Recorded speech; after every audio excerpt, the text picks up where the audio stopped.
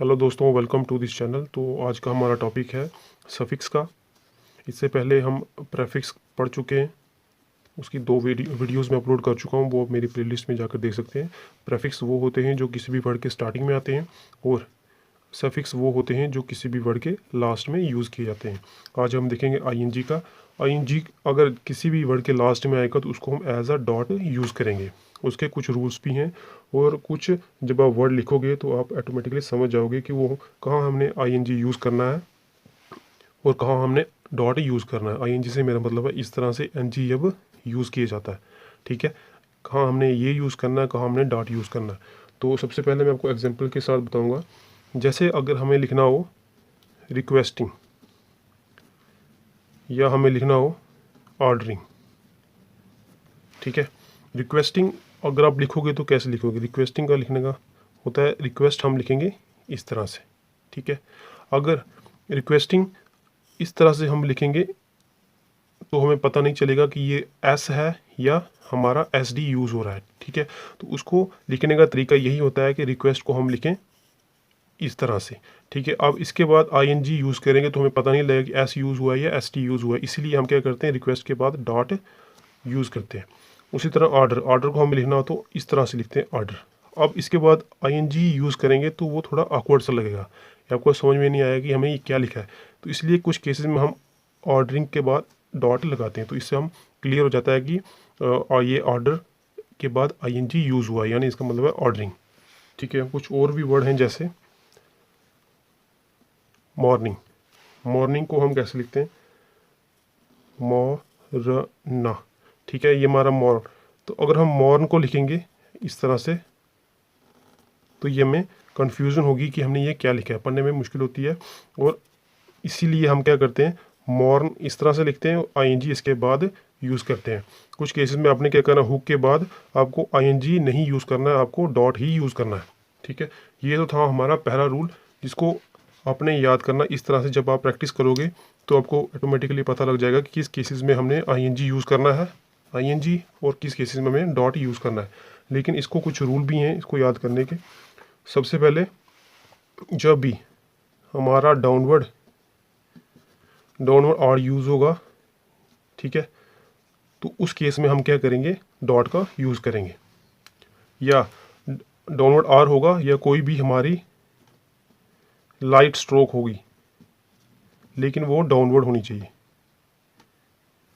पहला है कि डाउनवर्ड आर होगा, ठीक है, तो उसके बाद पहला तो डाउनवर्ड आर आ गया, दूसरा कोई भी वो स्ट्रोक जो डाउनवर्ड की तरफ है लेकिन वो लाइट होनी चाहिए, तो उसके बाद हम डॉट का यूज़ करेंगे, ठीक है। तो उसकी एग्जांपल्स देख लेते हैं। सबसे पहले हमारी सिक्योरिंग। तो सिक्योरिंग को हम कैसे लिखेंगे? सिक्योर, ठीक है।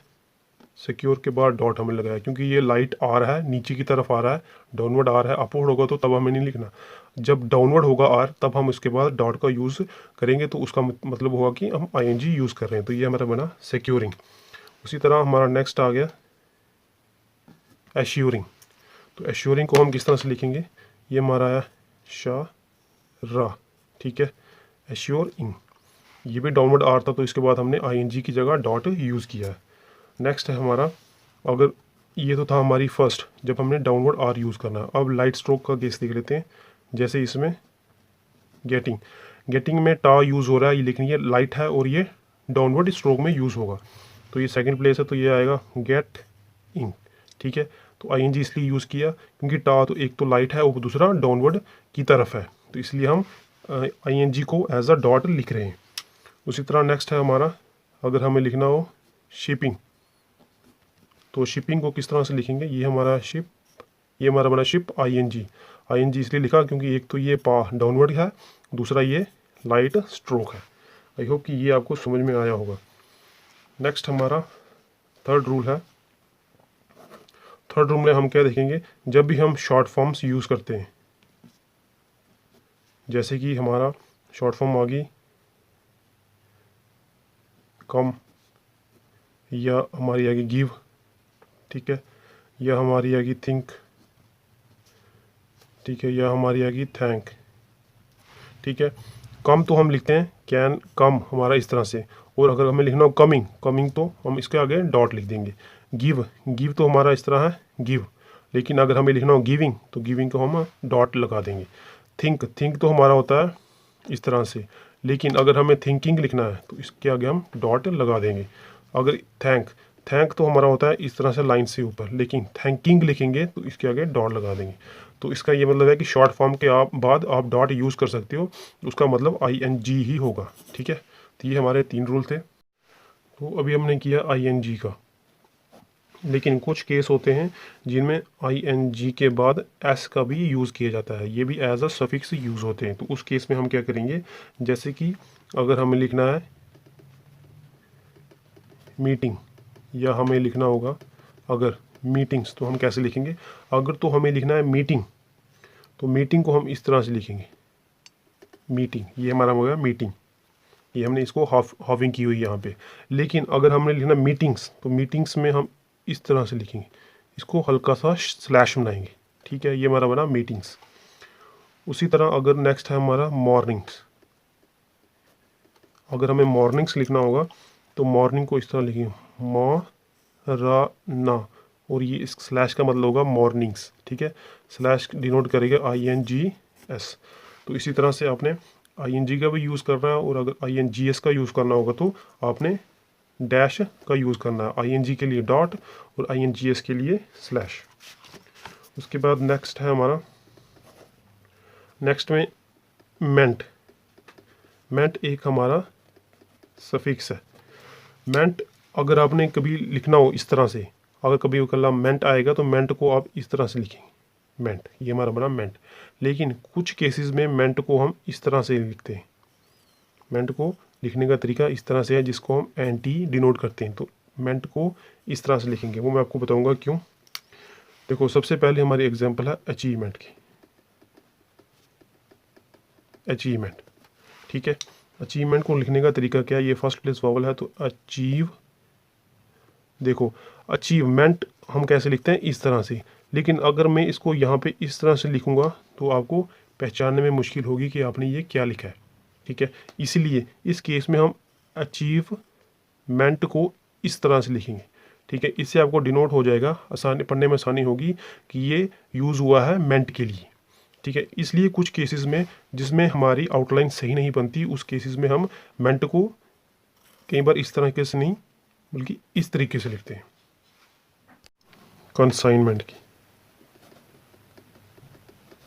अगर हमें कंसाइनमेंट को लिखना है तो कंसाइनमेंट को इस तरह से लिखेंगे साइनमेंट। ठीक है, ये हमारा कन यूज़ हुआ एज अ डॉट, ये हमारा आ गया साइन और मेंट। देखो, अगर हम इसको ऐसे लिखेंगे कंसाइनमेंट, तो ये हमें पता नहीं लगेगा कि ये हमने पूरा M बनाया है या इसकी हमने हाविंग की है, इसीलिए कंसाइनमेंट को हम इस तरह से लिखते हैं। ठीक है, आई होप कि ये आपको 2 एग्जांपल समझ में आई होंगी। ये हर केस के लिए नहीं होता, ये कुछ कुछ केसेस के लिए होते हैं जिनमें हमें आउटलाइन पहचानने में मुश्किल होती है, तो उस केस में हम मेंट का यूज़ इस तरह से नहीं बल्कि इस तरह से करते हैं। ठीक है, नेक्स्ट है हमारा,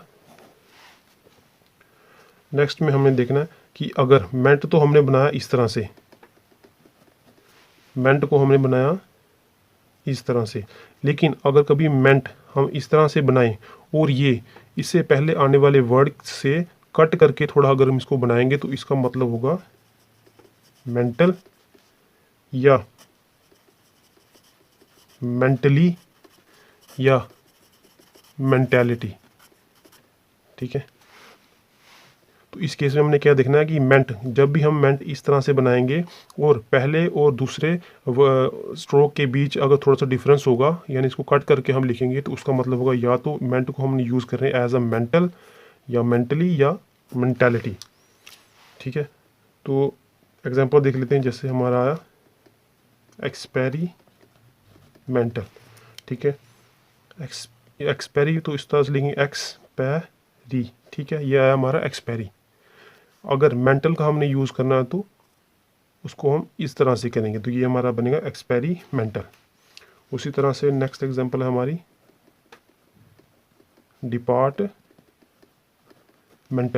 अगर हमें डिपार्टमेंटल को लिखना है तो डिपार्टमेंटल को हम इस तरह से लेंगे डे पार्ट, इसको हमने हाफ किया डिपार्ट और मेंटल हमारा है इस तरह से। तो ये हमारा बना डिपार्टमेंटल। तो आई होप कि ये आपको 5 रूल समझ में आए होंगे। So thank you.